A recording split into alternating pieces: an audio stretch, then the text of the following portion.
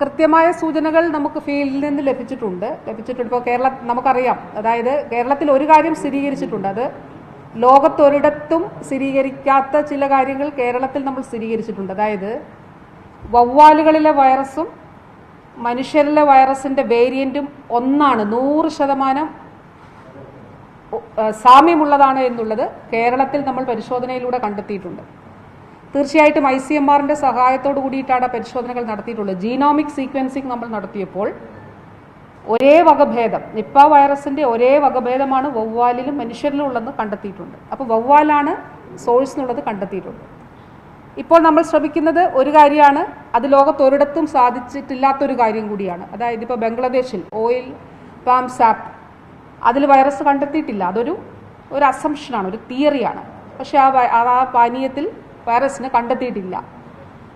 നമ്മൾ ശ്രമിക്കുന്നത് ഈ ഫ്രൂട്ട്സിൽ വൈറസിന്റെ സാന്നിധ്യം കണ്ടെത്താൻ കഴിയുമോ എന്നുള്ളത്. അത് ലോകത്തൊരിടത്ത് സാധിച്ചിട്ടില്ല. അത് നമ്മൾ ICMR-ന്റെ സഹായത്തോടുകൂടി, ബാറ്റ് സർവൈലൻസ് വിഭാഗത്തിന്റെ സഹായത്തോടുകൂടി അത് നമ്മൾ പരിശ്രമം ആരംഭിച്ചിട്ടുണ്ട്. ഇവിടെ ഈ കേസിൽ കുട്ടി മറ്റ് സുഹൃത്തുക്കൾക്കൊപ്പം നാട്ടിൻപുറത്ത് ഒരു കുളിക്കാനായിട്ട് പോയപ്പോൾ അവിടെയുള്ള ഒരു കാട്ട് അമ്പഴം, അപ്പോൾ അതിൽ നിന്ന് അമ്പഴങ്ങ പറിച്ച് കഴിച്ചതായി സുഹൃത്തുക്കൾ പറയുന്നുണ്ട്. അവിടെ വവ്വാലുകളുടെ സാന്നിധ്യമുണ്ട്. അപ്പോൾ അതിനാണ് മറ്റ് പോസിബിലിറ്റീസ് ഒന്നും തന്നെ വീട്ടുകാരിൽ നിന്നും കൂട്ടുകാരിൽ നിന്നുമുള്ള അഭിപ്രായങ്ങളുടെ അടിസ്ഥാനത്തിൽ, അല്ലെങ്കിൽ അവർ പറഞ്ഞതിൽ നിന്നും ഇതിലേക്ക് ലീഡ് ചെയ്യുന്ന മറ്റൊരു കാര്യവും കിട്ടിയിട്ടില്ല. നേരത്തെ മറ്റു ജില്ലകളിലൊക്കെ പോയെന്ന് പറയുന്നത് ഈ സമീപത്ത് അല്ല.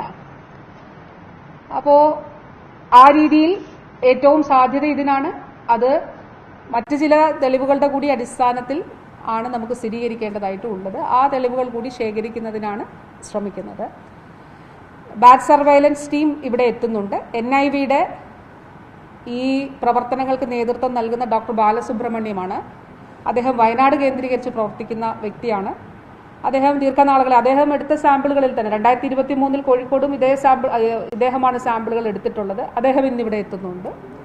അപ്പം നമുക്ക് അതുകൂടി പരിശോധിക്കാം. ജിനോമിക് സീക്വൻസിങ് കൂടി ചെയ്യേണ്ടതായിട്ടുണ്ട്. ഇവിടെയുള്ള ബാറ്റ്സിൻ്റെ സാമ്പിളുകളും ഈ സാമ്പിളിലെ വൈറസിൻ്റെ ജിനോമിക് സീക്വൻസിങ്ങും ചെയ്തുകൊണ്ട് അതൊന്നാണ് എന്നുള്ളത് കൂടി നമുക്ക് സ്ഥിരീകരിക്കേണ്ടതായിട്ടുണ്ട്. മറ്റു ചില പ്രവർത്തനങ്ങൾ കൂടി നടക്കുന്നുണ്ട്. ഒരു കാര്യമുണ്ട്, അതുകൊണ്ട് ഇത് നേരത്തെ കേരളത്തിൽ കണ്ടുപിടിക്കപ്പെട്ടിട്ടുള്ള കാര്യമാണ്.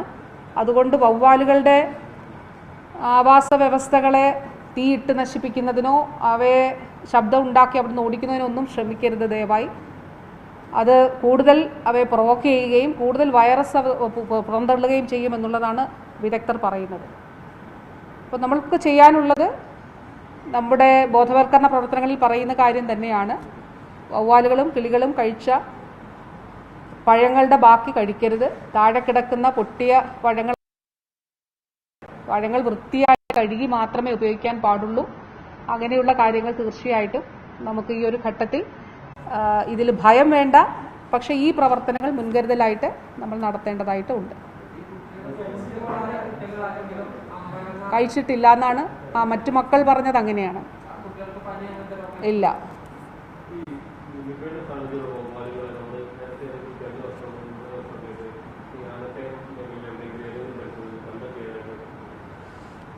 നമ്മൾ മലപ്പുറത്ത് പലയിടത്തും പരിശോധന നടത്തിയിട്ടുണ്ട്. അപ്പോൾ നമുക്ക് ആൻറ്റിബോഡി കണ്ടെത്തിയിട്ടുള്ള അല്ലെങ്കിൽ RNA കണ്ടെത്തിയിട്ടുള്ള വൈറസിൽ അല്ലെങ്കിൽ ബാറ്റ്സിൽ സാമ്പിളുകളിൽ കണ്ടെത്തിയിട്ടുള്ളത് കോഴിക്കോട് കണ്ടെത്തിയിട്ടുണ്ട്, മലപ്പുറത്ത് കണ്ടെത്തിയിട്ടുണ്ട്, അതുപോലെ ഇടുക്കിയിൽ കണ്ടെത്തിയിട്ടുണ്ട്, കണ്ണൂർ, വയനാട്, ഈ ജില്ലകളിലെല്ലാം നമ്മൾ കണ്ടെത്തിയിട്ടുണ്ട്.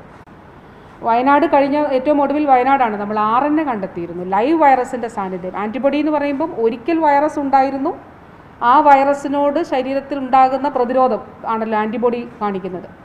ആൻറ്റിബോഡി അല്ലാതെ RNA കണ്ടിരുന്നു, അതായത് ലൈവ് വൈറസ് ബാറ്റിൻ്റെ ശരീരത്തിൽ ഉണ്ടായിരുന്നു എന്നുള്ളതാണ് സാമ്പിളിൽ നിന്നത് കിട്ടുമ്പോൾ. അത് നമുക്ക് വയനാട്ടിൽ നിന്ന് കിട്ടിയിരുന്നു. മലപ്പുറത്തും നടത്തിയിരുന്നു. എനിക്ക് തോന്നുന്നു മങ്കട ഭാഗത്താണ് നേരത്തെ കിട്ടിയിട്ടുള്ളത്.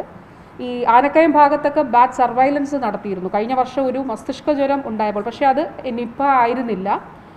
ആ രീതിയിൽ ഒരു എക്സ്പേർട്ട് സ്റ്റഡി ആ ഘട്ടത്തിൽ നടത്തിയിരുന്നു.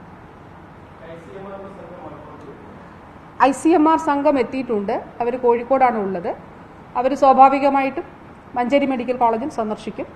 മൊബൈൽ BSL ലെവൽ 3 ലാബ് ഇപ്പോൾ ഇന്ന് വൈകുന്നേരത്തോടു കൂടി എത്തുന്നതാണ്.